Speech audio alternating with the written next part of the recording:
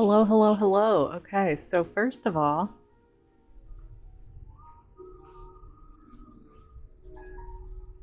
we're on things. We just did value. And I wanted to just say, like, value is a type, like, it's a term in art that I just learned this year. I don't know fucking shit about art formally. I like avoided learning it actually. Like I sucked at taking art classes. I had to take the required art course twice, and the only reason I succeeded the second time was because it was art history. And it was great. It was really cool because they started in Mexico with like colonization there, and that gave me a completely different perspective, which is at least a huge, like it's at least a huge part. It is a huge part of why I was like, fuck it, I gotta make art. And I know that I've like worried actual artists from my like drastic pivot. At least partially because it's really fucking hard to balance as an artist in this world, and I've like always watched it and empathized and like known a lot of artists and have tried to like curate my own artistic practices, in my spare time. But like it's still like to take it on as an identity, it's so hard to do without like the actual like you suffering or your art suffering.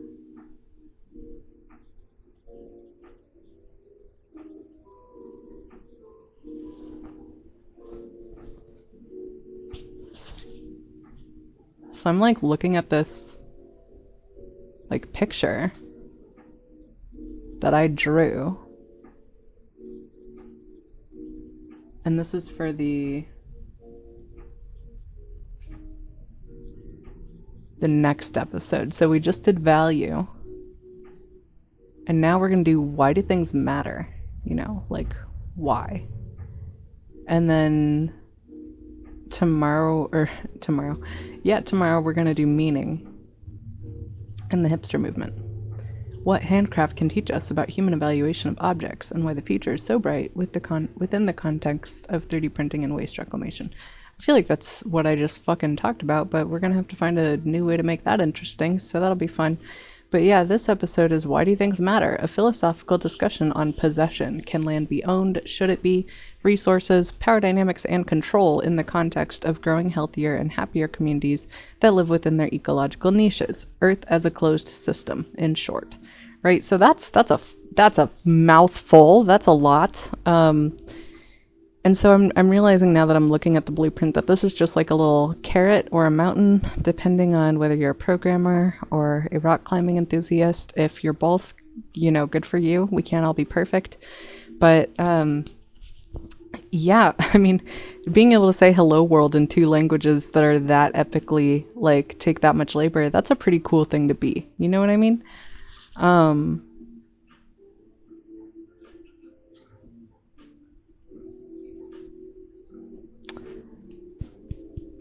But yeah, this is a carrot or a mountain because I said values shift across industries and their implications and consequences. And then this one is like, why do things matter? A philosoph. So like the first one's short. The second one is like super meaty and like intense. And I can see how we're about to elaborate everything we just like set up in the last episode. And I'm like, sick, and is it backwards or forwards, right? Like, did I plan this out?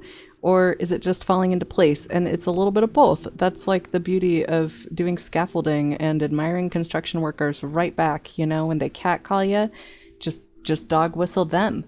Um, oh, I'm so funny. But yeah, so we have why do things matter? Is this like middle one here? A philosophical discussion on possession. Can land be owned? Should it be? Resources, power dynamics, and control within the context of growing healthier and happier communities that live within their ecological niches. Like, that is a huge thing. And I know it's like every set that I've done has sort of built towards that particular idea, so it shouldn't be surprising at this point. And it seems to me that like in retrospect, like, whoa, you totally like set yourself up for success. You totally like, you know, you made that happen. You planned this. You said you did a blueprint and you did. Wow, you're crazy smart genius lady. In ways where like I feel like my own mind is being blown and I'm all like epiphantic about it and being like, whoa, I see a completely new angle here. And I'm like, no, no, no, dude, it's even cooler. I literally just copied all of my favorite things that my favorite educators did when they were setting me up for success, and as I synergized them like into this like process, really neat things came out of it. You know, like that's a huge fucking skill of mine that I always forget that I have, is just like synergizing large groups of people's like wisdom essentially, but in this case like figuring out how to set myself up for success even when like, you know, not even possessing an ego at all, in like a bad way, like not having self-esteem. You know, how do you do that with something this big? And this kind of goes back to how the artists were worried about me, and they should fucking be worried about me. I worry about me. I just got a message like from the universe that made me feel, you know, like I saw a meme and I related to it a little too hard. And it made me feel like, oh my God, like, is that me? Am I the one who's like bringing artist block to the artist's block? Because that would fucking suck. That would be like wreck my heart. But like, what if it is me? It felt like a little too real. And I was like, does this feel real because I'm scared it's true, or does it feel real, you know, because it is true? And how do I know? How do I tell? So I was just like talking myself through that one again for the millionth time.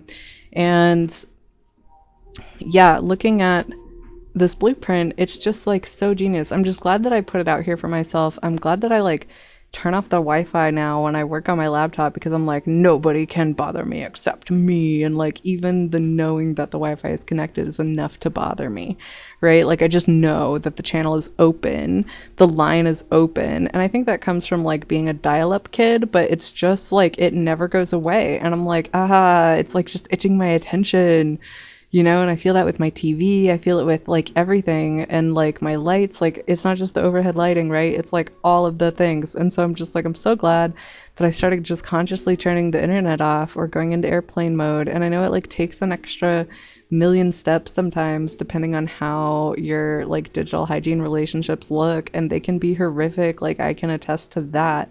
But you know, like at the same time, there are really huge benefits to just enforcing minimum boundaries that feel silly, but like doing it consistently, it adds up. So anyway, yeah, I had to do that with Do Not Disturbed for a while, which sucked. Like I like missed calls from people I really should have gotten calls from, and all sorts of things that I'm just like still catching up on. It was a total rough transition, and I know everybody's worried about me, and I don't want to like make light of that, and I certainly don't want to be giving people artist block. I hope I'm not doing that.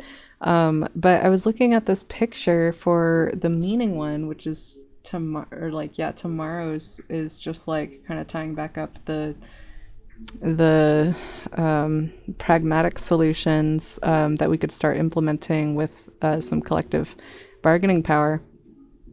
And I'm like looking at the picture for it, and I'm like, this is such a great thumbnail. Like I did such inspired work, and I'm just so glad I did all the thumbnails like way before I started doing the talking, because last time I did the thumbnails after I did the talking, so it was like a completely different thing. But this time I'm doing the thumbnails, or I did the thumbnails before I started talking, and I was like, I'm so glad I did that, because like when I look at it, I'm like, oh girl, I love your handwriting.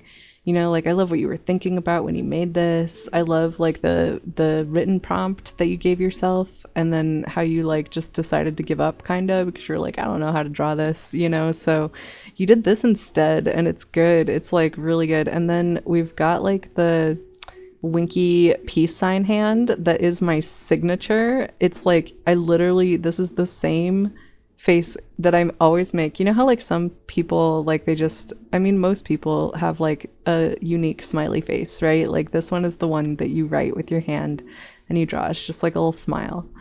And so like everybody has one, right? And mine is so I want to say vivacious a little bit, but coquettish also, but also just like cheeky. I think cheeky is the most accurate.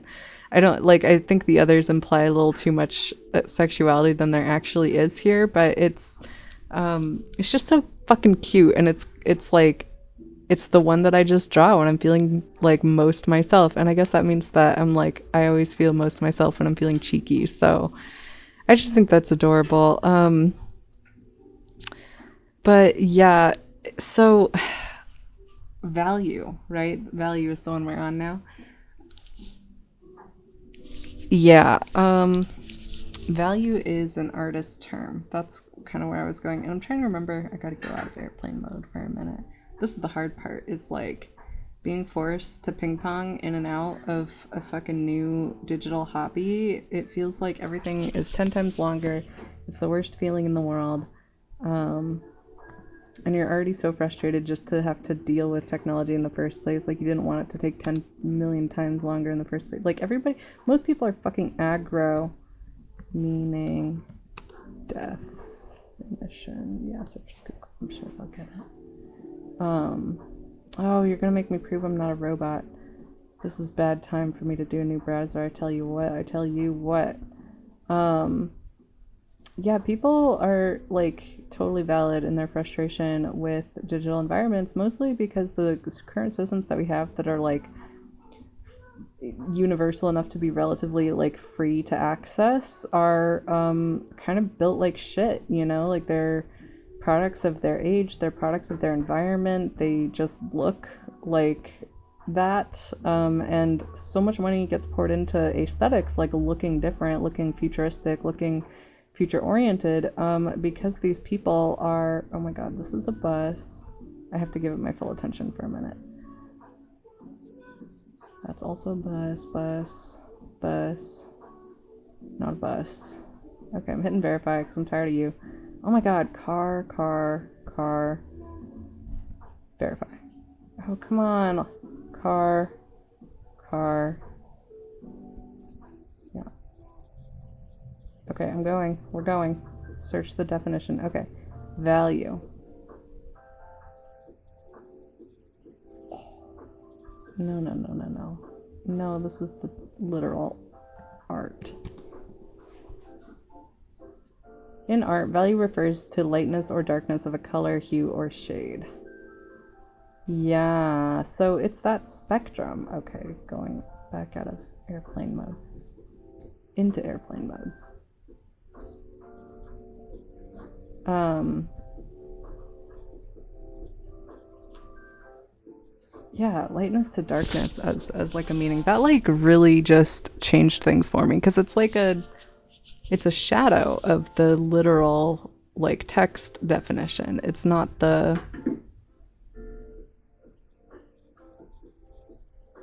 like something completely different. Like they could have called it something completely different in like the artistic community, you know, in my version of it, my bubble of it. But also like this broader history of artists working together across borders, to come up with, you know, some general rules that they could teach art. And I just saw a picture of all those Chinese art students, like when they apply to art school. It's so mad. It's one reason I never tried to like go to art school, because oh my god, like art is so hard to do formally. So hard to do formally. I know somebody who like almost completed an MA in like fine arts, and she quit and turned around and became a nurse practitioner instead and has like an MA in cardiology or something. Like she's insane. Like amazing person. So, you know, I respect and recognize just like how hard it is to be an artist and to identify as an artist. And me being like, I'm an artist now is just like jarring even to me, like, or especially to me, I should say, because like I've never like thought that highly of my work. And recently I've evaluated it and been like, you know what? It's unique enough to be signatorily mine. Like it looks like mine. It looks like my hand and it always does. And I am continuing to play with things like value and contrast and color and like these words I don't even know the words of, in ways that are unique and interesting, at least to me. And I've noticed that that is like every artist's favorite part of art, is having that like philosophic level discussion of what it is you're doing here without using any of the like formal words of fine arts education. And because that like liminal space of toying with ideas is how you get new art, that is the creative like intellect at work, and so I've been seeing a lot of talk about AI and application and automation, and really I'm really hoping that people's fear of this like turns them into like more conscious tech consumers, because that's like a huge part of the problem again with the industry.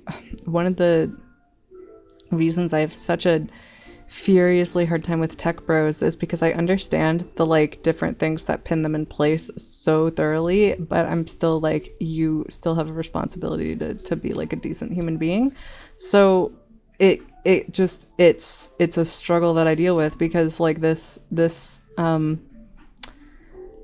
technology isn't that like old. It's pretty fucking new. Like I said in the last episode, we are moving so fast now when it comes to like the way we distribute labor or time or energy, or like how we communicate and think about things. Like we have gotten to like really rapid speeds really relatively quickly, and it has elevated a lot of our technologies and a lot of like what we know to now be possible, to the extent where I'm arguing it's urgent that we start to redistribute wealth and resources and people along more equitable, sustainable for a long term like means on this earth within it as a closed system. So obviously like technology and the use of technology is going to come into play when it's very Fern Gully up in here. Like this is the what's his name? Fucking Hexcore, Hectate? No, it's not Hectate. It's something. Hectate, Hate-tate, Hate. It's some gnarly kind of word, but he looks like oil. He is oil. And he's like, that is the metaphor of what we're fucking dealing with right now, is this warfare between the Earth's natural resources and the waste that our alchemizing them into new technologies has created. That like we are at war with our own waste, we're at war with the byproducts of lithium batteries, we're at war with overpopulation in certain areas, overcrowding, pollution, like unclean, unsanitary, unsafe living conditions, let alone working conditions. One reason the labor movement is taking so long to move and why it's so hard to get protections in the workplace is because nobody cares enough about the home space, and like you gotta have both. So, and like I said, this earth is our home space, so we have to have that mindset moving forward. Otherwise you're not going to have like productive workers. And yeah, what I'm getting at here is that this like situation is relatively new, and like the masses, or the people who have the most swaying power in either economy or labor or anything, are not like familiar enough with these new technologies to think of them lovingly, to interact with them lovingly, to like teach them love in any way. And if you're rapidly moving towards intelligently designed intelligence, which is essentially what AI is like trying to do, or language learning models turned into like, yeah, this, oh my god, I read the Gemini report when they came out with Gemini, and I was like, oh my god, I don't even know what to do with this. It's still sitting in my news folder. I haven't been able to add anything new to the news folder, because like that's the latest news according to me. And I'm just like, I need to take this in. But it's just, it's a scary time to like be alive for anybody, and to be alive and hatefully engaging with your technology, like you resent its existence, is like a frustrating place for the person with the most power to like change the face of its existence to be in, right? Like, we don't want parents who like parent hatefully, and in that way we don't want like hateful people teaching learning models like how to be hateful of us. And no, I'm not going all like Red Queen or I guess it's the Matrix too. Red Queen, Matrix, iRobot,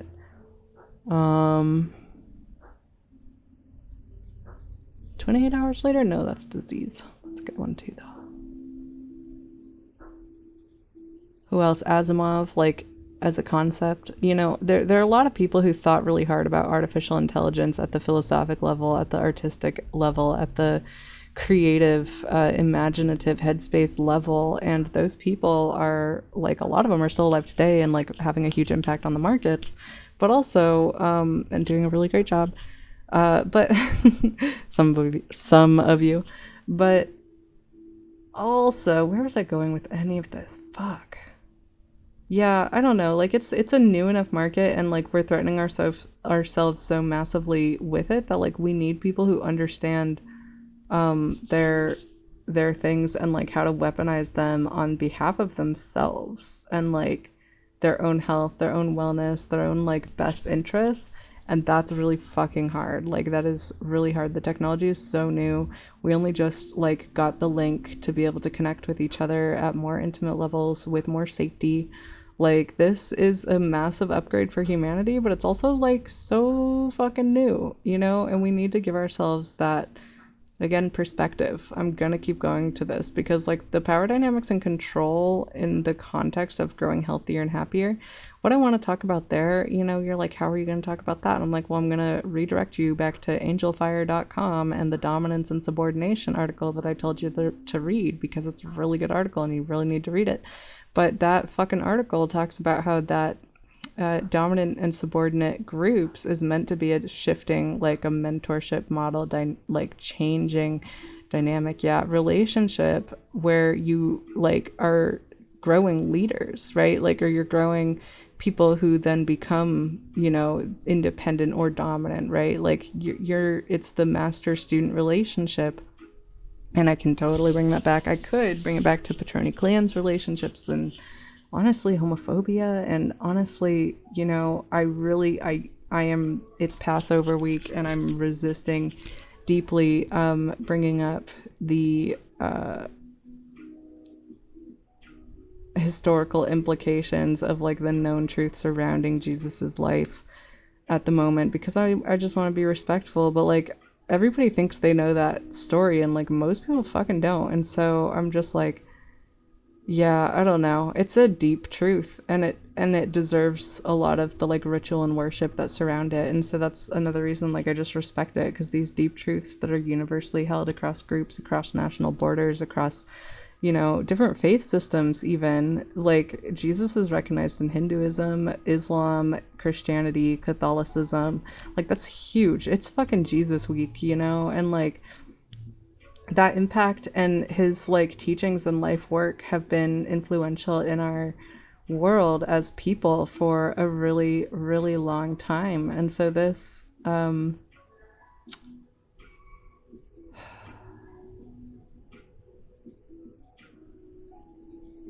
yeah, so this master-student relationship and power dynamics and control within the context of growing healthier and happier communities that live within their ecological niches, like I started that sentence with resources.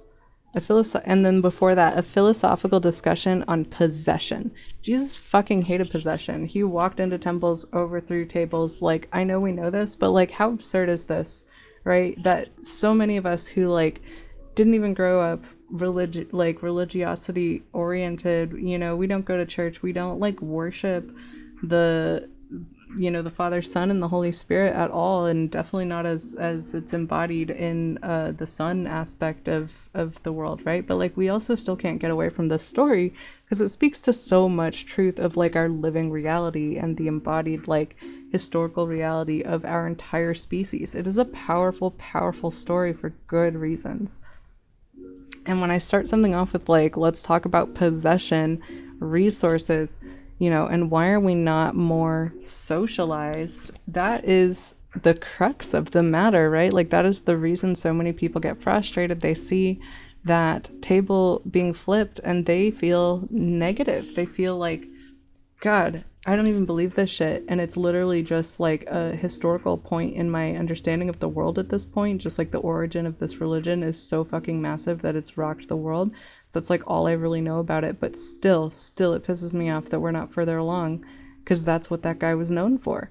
And it's like, damn, that's powerful. That is hugely powerful, but it's also negative. It immediately gives us a bad, I would argue, sense of self-worth for our human species, like for our identity as human and what that means to us. It makes us feel bad about ourselves. And I'm like, yeah, well, shit, you know, like resources, power dynamics. What else was going on with Jesus, right? Like we had some fucking Romans who wanted the socialists, like who was meddling in their economic interests, fucking killed, and the Jews wanting him dead were a very convenient excuse to like help that shit along. At least I'm pretty sure that's how it went. I don't know, correct me in the comments, but oh yeah, I mean,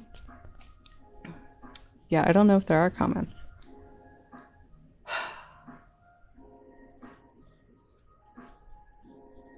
But like, this is some fuck shit, right? These are power dynamics. These are historical, really fucking long power dynamics that span centuries. Not just like the little puny 200 years my own country has been alive, but like that plus, you know, the 600 years that the Federation before that was alive. Like, it's been a long fucking time since Rome was Roman. And I mean that as in like ROAM apostrophe N, Roman.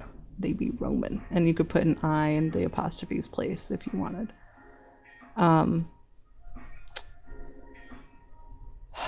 Yeah, so I mean, empire, right? Nobody wants to think about empire. Nobody wants to admit that America is its own little empire or big empire.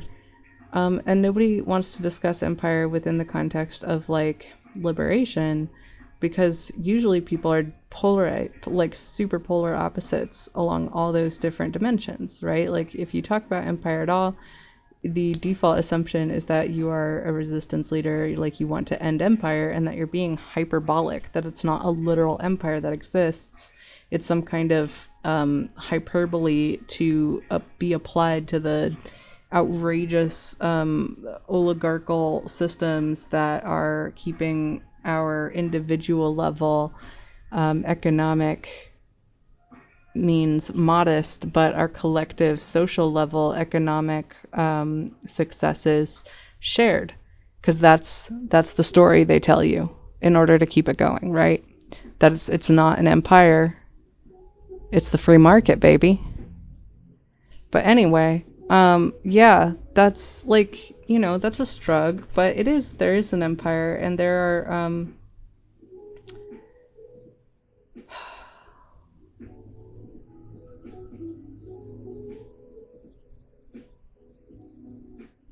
there are more free radicals now than there have been in a long time, and that's a really encouraging thing to see in the world.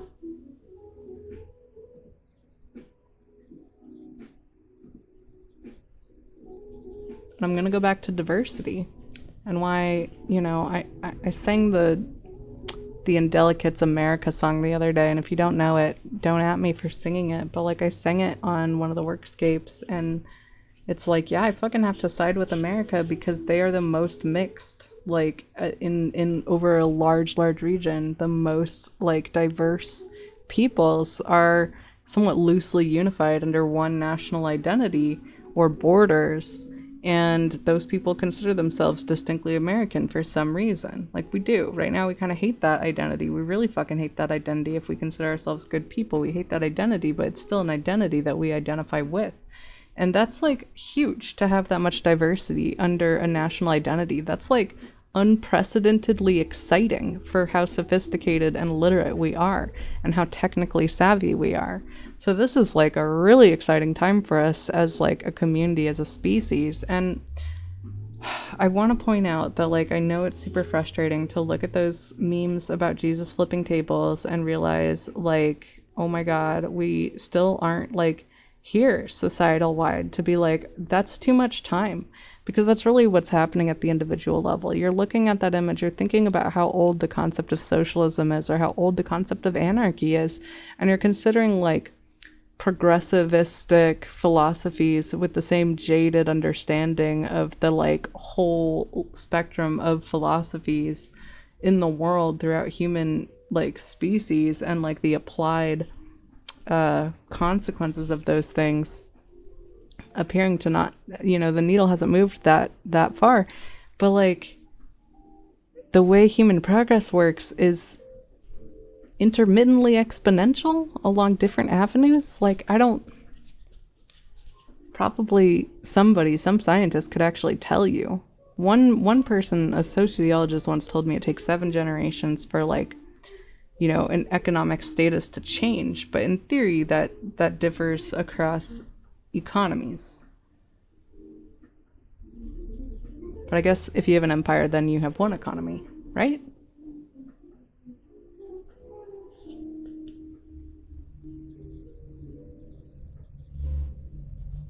So I'm just saying, like, the American purchasing power is unprecedented. Whoa. And so is their diversity. And a lot of the times it makes it harder because it hurts so much to like be suffering in the melting pot that we are all burning in. Yeah, I'm gonna use it again because I'm from the desert and I know how to burn. Like I understand what burning feels like, and I've done it so much in my life, and yeah, have had heat exhaustion, have had yeah, come like really close to just absolutely burning up.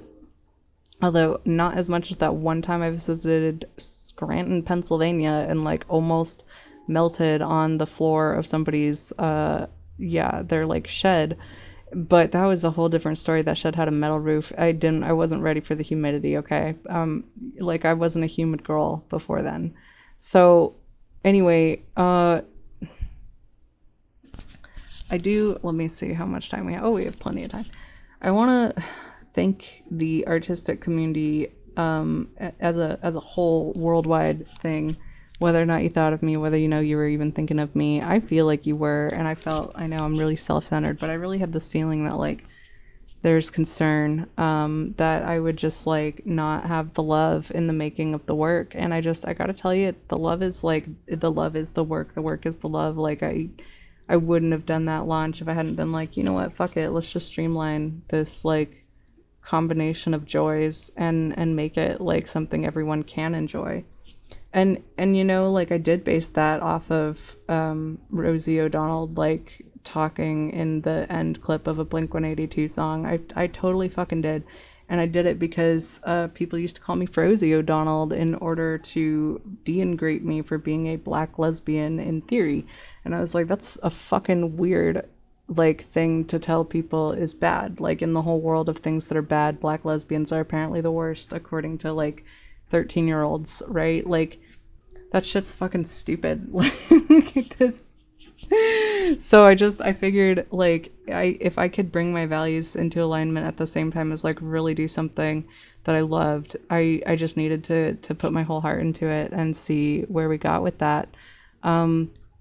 And I really think it's going, well. And I get that like the problem the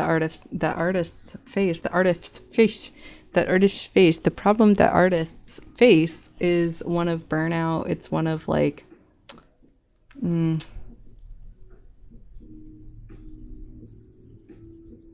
giving your soul away, like that sensation of giving your soul away, that feeling of like completely just like putting everything into it and then being hollowed out. But I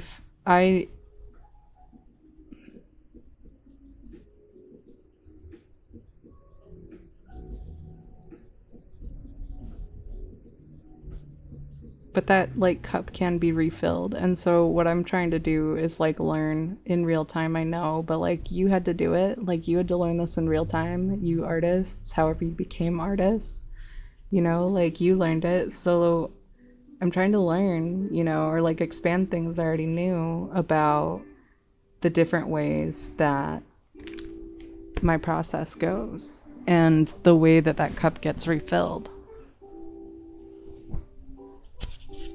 And I know for a fact that different aspects of the work refill the cup. Like, oh, hold on.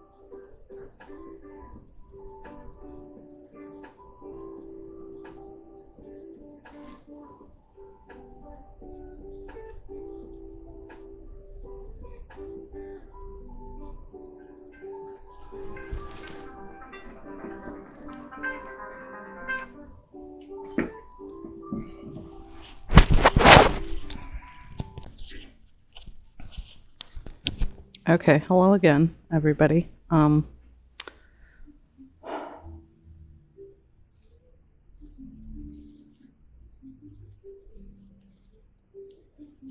do things matter? Should land be owned? That's huge. That's a huge aspect of land back that is one of the biggest hurdles for actually accomplishing the spirit of the land back movement. The spirit of the law versus the letter of the law. The spirit is always in the culture. So that is like a ginormous cultural shift in values about the way that we treat land, the way that we price it, the way that we value it. Like, how do we decide what land is valuable and why, right? A lot of it has been about resources, but I think plenty of us are like kind of over precious metals as a means of, or like the need for precious metals has changed. Radio astronomy started using rubies. Like, that was big at the time. That changed why rubies were valuable. This is how economy really works, right? It's this interplay of our cultural, societal, values and norms, our beliefs and our behaviors, and then our technology and the institutions we build with those things. It's the interplay between those.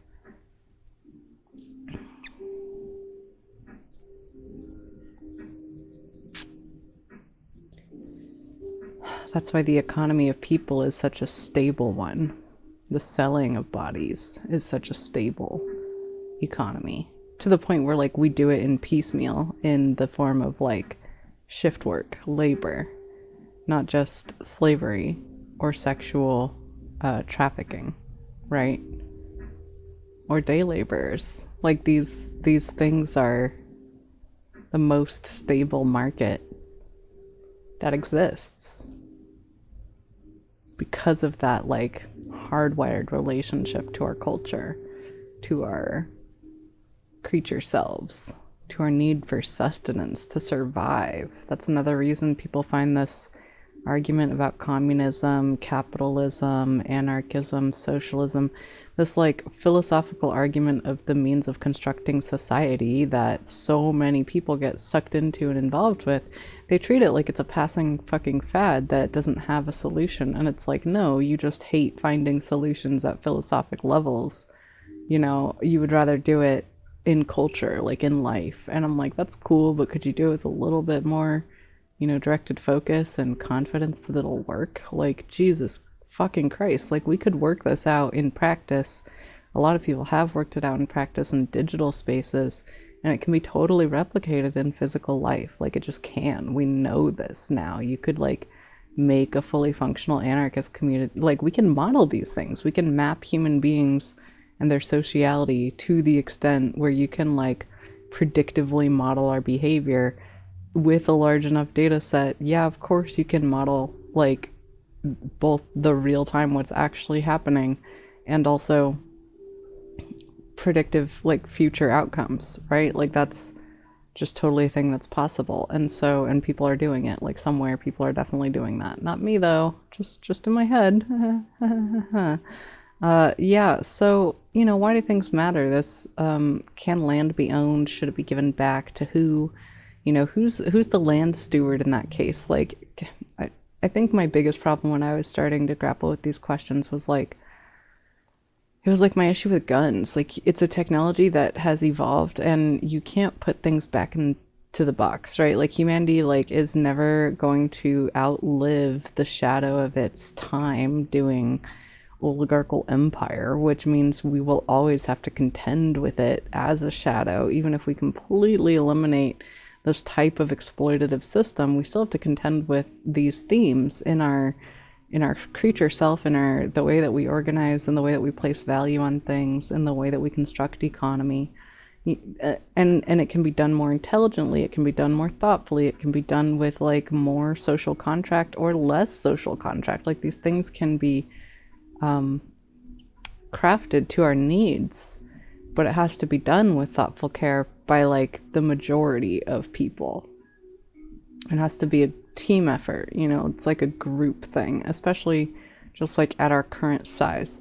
But like if a catastrophic event wiped out a significant amount of us, then we would be doing it at like much more reasonable sizes. So that's always an option, right? And I'm sure world leaders have considered that. They would have to. Like I hope everybody is thinking about that. Like it would just be so easy to reset the game board in a way that's more,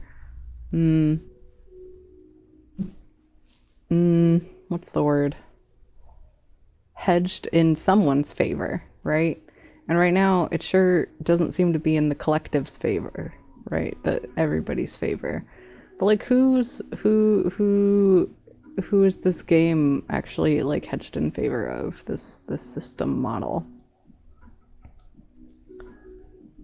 Of course, nobody likes that structure because it means like a singular entity is the one doing that kind of large scale adjustment, and that is so catastrophically terrifying to think of, like someone with that much power and control who isn't God, right? Or who is like just human like us, and then in theory as fallible, or, like it's just too terrifying. And I'm like, well, it's probably not like one person, it's probably like 16 people or like 30 people, some kind of proportionate ratio to the actual amount of people on this earth. But it's a natural like evolution of the way that we've organized power for so long that it's almost certainly the case, right? And, like that's just it's actually quite literally the case.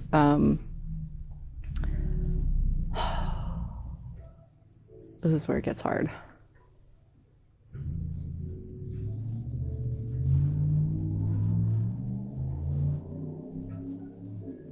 I guess what I'm hoping to say is that situation, even at that level, is still like evolving. Like it is evolving in response to the way that the market is interacted with by the people, like just the average people. It has to be, because there's more of them than there are, or there's more of us than there are of them, right? Sorry, trying to think my way into that group got me in a weird headspace. I think a lot of people experienced that during the lizard people meme phenomenon of like 2010, 2011, 2012. No, it was 2013. It was the year of unfortunate number associations. There's a fly in this room and it fucking annoys the shit out of me. There's a great quote too that goes like, if you ever feel like a single person can't make a difference, try being stuck in a room with a mosquito. And I'm just like, yeah, that's the one. I think it's an African proverb is what the credit for the source was. So, you know, pretty mysterious there. But Africa's pretty mysterious. Like, what part of Africa, right? Questions. I have so many questions.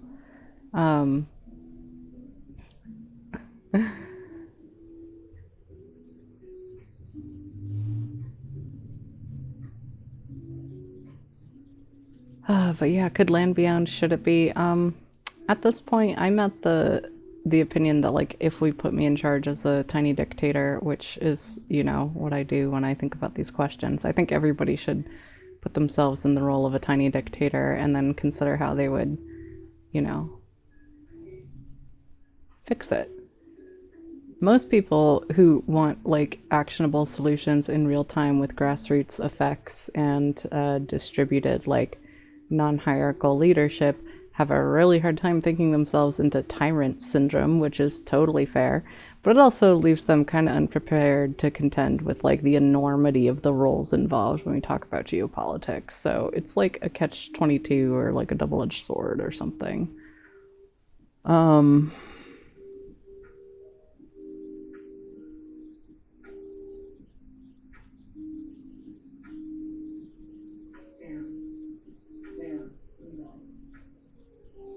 Yeah, I guess water though. That's like the obvious answer is like if you're gonna change land ownership, like first of all, don't undermine the, was it Roosevelt administration that procured the national parks? Let's not undermine that whole concept of like public land. In fact, maybe we should make all land public land and then change our legislation But then you leave one body, one entity, one government in possession of the land. And despite how intelligently this government is designed to allow the average citizen to have complete control, especially when collaborating with other citizens, there's some obvious glaring financial contribution style holes in our government makeup that makes it very easily exploited. So that needs to be resolved. Like, that exploitation wasn't meant to occur. The multi-armed system was meant to combat that to a certain extent. I think we've all seen how that works lately. If nothing else, the double Trump administration has served to illuminate how this process is supposed to function, even if it's not currently functioning that way. I hope more people feel like they kind of understand how this all works. When I was growing up, that was not the case. I was like one of the few people I knew who was avidly interested in how the process worked, and it shows now.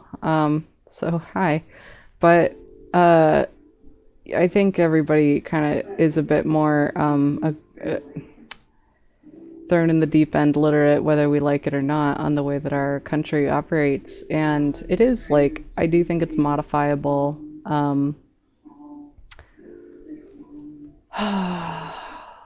Because it has to be. The point A to point B, the folks who are totally fine with just encouraging complete and utter system disengagement in favor of grassroots community response are totally accurate that we will default to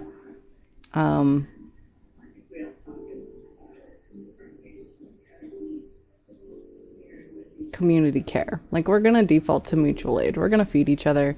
We're gonna start bartering and trading with each other. We're gonna make sure that we're looking out for our neighbors. That's who we are as human beings. They're so right about that. So I understand the urge for immediate collective system disengagement, return to mutual aid, and then rebuild from there. I get that, and I think it's a beautiful dream. I just don't think it's possible right now, and the level of threat that we face is so intense that I don't think it's going to be possible unless we make a little bit more room for that to become possible, for people to want to collectively system disengage at that level with that much unilateral immediate collective behavior, whether that means financial blackouts or just complete no, I'm done, I'm not participating in this anymore, I'm just going to turn to my neighbor, and everybody deciding to do that. That's great, but we're not in a space where that's possible right now, and the point A to point B problem is fucking real. We have to be actually in a point where that's possible before we can before we can do that. Although that's interesting and exciting, it also leaves out global politics. Who, if just America does that, are we prepared to also handle state violence, national, international violence? People who have plenty of reasons to have grudges against America, are we gonna ask Canada and Mexico to defend us? What was the plan? Oh, sorry, Mexico. I do know how to pronounce your name.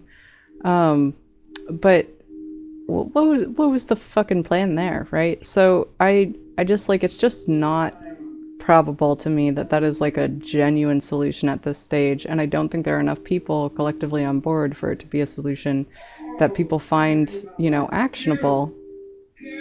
Fucking tired of hearing this one. Yeah, I get it. It gives. Shut the fuck up.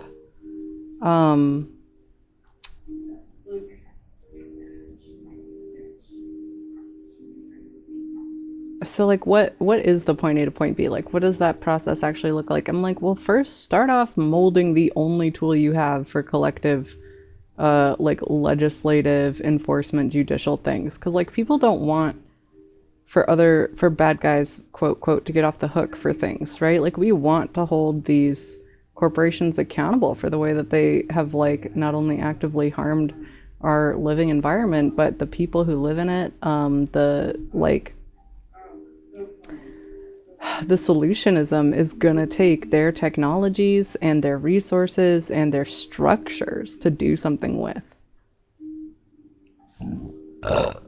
Excuse me.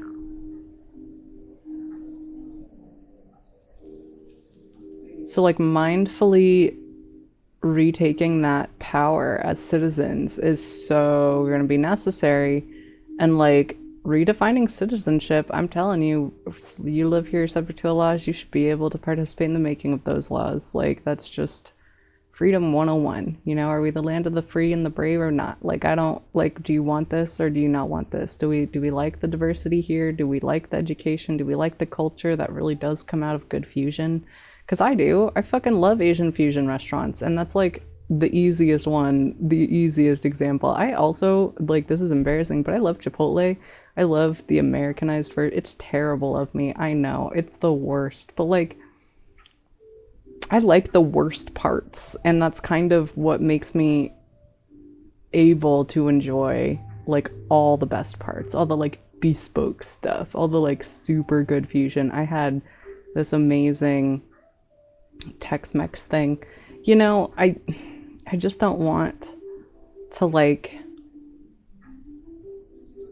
I know it all turns into food, and my tastes are not necessarily yours, but I'm sure you have your own. I'm sure that you have your own examples that you can think of.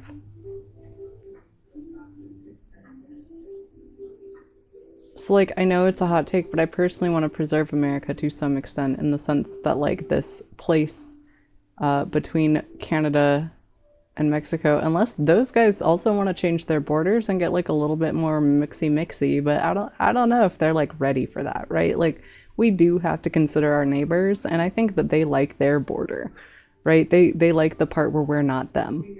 Although, yeah, like, I could see ultimately kind of just conglomerate and, like, this is the fucking North American continent and Middle American continent, right? Like, South American continent in more of like a this is Africa sort of vibe, but, like, actually being, you know, a little bit more.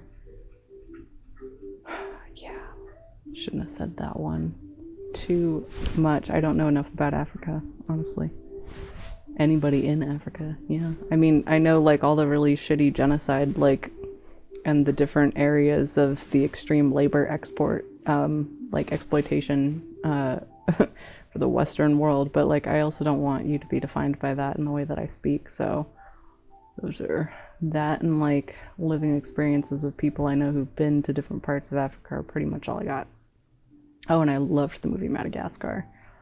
And hot take, I did like the Antwoord until the whole rape thing in Australia. But I still kind of like them. I'm just, like, can't like them openly, you know?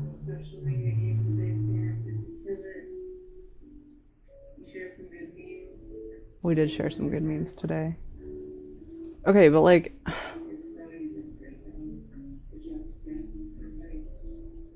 oh yeah. So, land back. Can land be owned? Should it be? I do think it needs to be more collectively, like, held by the people who live there, as, like, this is public land. We're all, like, subject to one another's use of it, essentially, because that's genius. Like, that needs to be in the books somewhere. Um, but the easiest way to kind of start doing that is to redefine land parcels based on watersheds.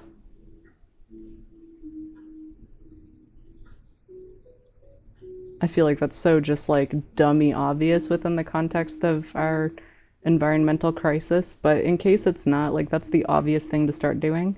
And that would melt the borders, honestly, because they would, yeah, the watershed of it all.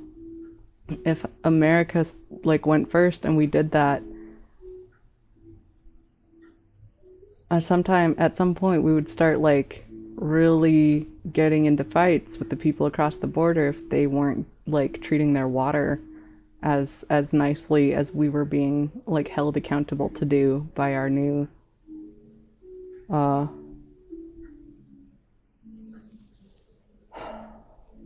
series of legislation that redefines property tax based on quality of water that comes out of your property. Oh, who's investing in wastewater treatment now? People fucking better be, you ready? you know? Yes. I am too. I wore 2 different contacts this weekend, and it was the Girl, most jarring experience. absolutely not. No. No. I hate that you do this. I hate that you do this. Fuck off and die. If I want to listen to other people's podcasts, I will put them on. Thank you very much. Do not shuffle shit into my queue. It's so annoying. It's so annoying. You don't do this with music.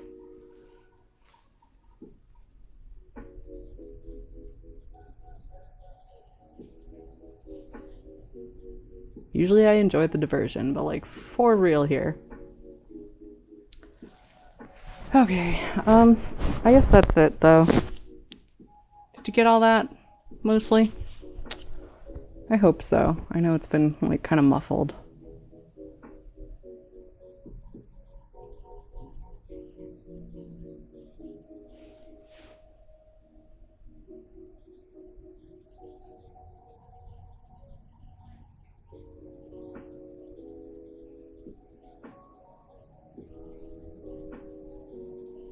I can't believe it's 7:03.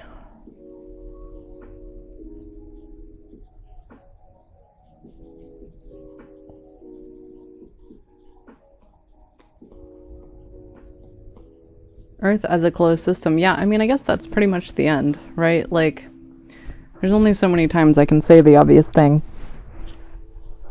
And it's not like other people don't know this. I guess I'm just like saying it in this way so that everyone knows that we all know. That this is like shared general knowledge.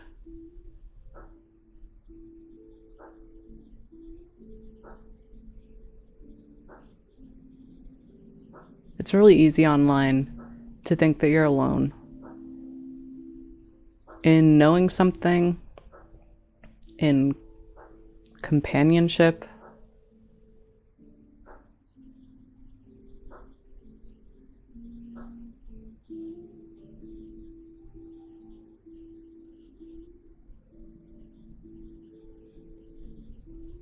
I know I joked before about doing this like the otaku loser kind of way.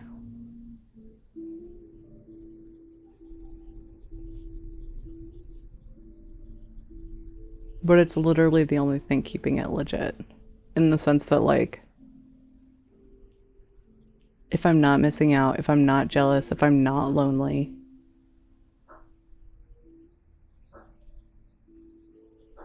I don't have, like, the yearning that really feels necessary for making these casts. At least that's how it feels right now. I know, like, part of that, I'm just, like, sensitive to the healing journey of it all. Like, I did isolate myself from my friends and my loved ones and like people I really, really cared about, and I rejected people that I really cared about, and I pushed them away, and I like hurt them just to like try to have space to think while I was hurt. And I'm still recovering from that, and I'm like using that experience to do this to some extent, like to get something good out of it, to build something new, to put the like to put like the gold between the pieces, or make a mosaic, or I don't know, fucking caulking the tile.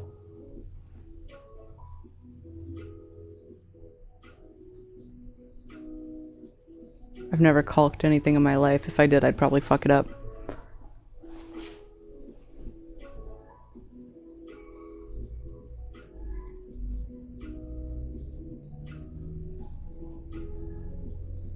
But like, it's working. It's ridiculous. It's over the top. It hurts. It's an exceptional stretch, but it helps. I feel so much better like talking myself through this, and I can tell that what I'm saying is so helpful to others, and so I'm just gonna keep doing it. I'm just like, sometimes you have to zoom all the way out, you know? You just won't see the full picture. For a while, my browser was showing me like 120% zoomed in as a default, and I didn't realize it for the longest time. And I was like, why are these web pages just constantly cutting off? Like, what is going on? And then I realized I was just zoomed in. Like, I was just zoomed in too much. And I pulled out, and I was like, ah.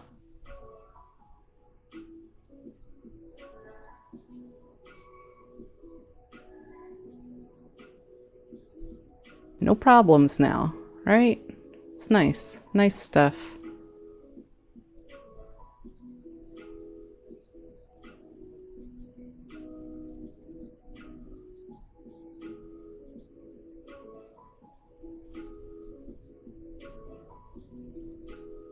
But yeah.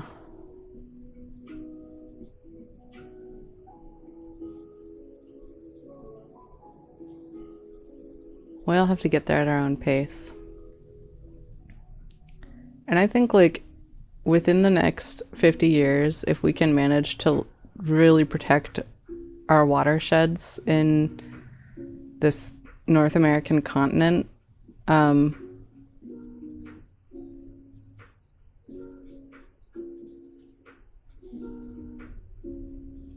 we could really pat ourselves on the back, like as a people, as a species, even, because that's a huge step forward for the world, like a precedent that is being made, which America is like famously known to do, brashly, inconveniently, in a way that just flies in the face of convention, often in distasteful ways that nobody likes, and like incredibly aggressive ways that nobody cares for. But we do set a lot of precedents, and I really want us to set the right ones. It's going to take everyone, though, really operationalizing what power they do have.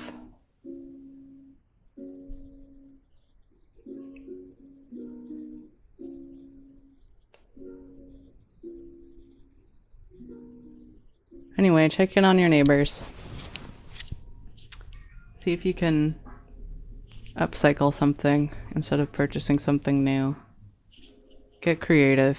It actually feels good after you push yourself into it. How can we think about this differently? Because, God, I'm exhausted thinking about it at all. Well, that's because the way you're thinking about it probably makes you feel really tired.